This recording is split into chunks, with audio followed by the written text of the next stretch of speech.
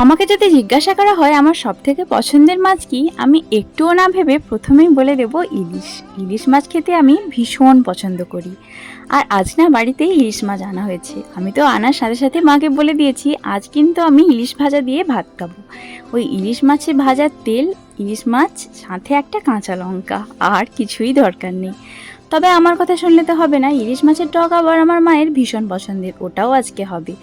তো আজ বাড়িতে রান্না হবে ইলিশ মাছের টক, ইলিশ মাছের মাথা দিয়ে একটা ছ্যাঁচড়া মতো, আর ইলিশ মাছ ভাজা। এবার যার যেটা পছন্দ সে সেটা দিয়েই খাবে। আমার তো বাবা ইলিশ মাছের সব থেকে ভালো স্বাদটা পেতে হলে ভাজা দিয়েই ভাত খেতে ভালো লাগে। তো আমি তো বসে গেছি স্নান টান সেরে ইলিশ মাছ দিয়ে ভাত খেতে। তো আজ তো অনেকগুলো ভাত খাওয়া হয়ে যাবে, চেষ্টা করলেও কম খেতে পারবো না।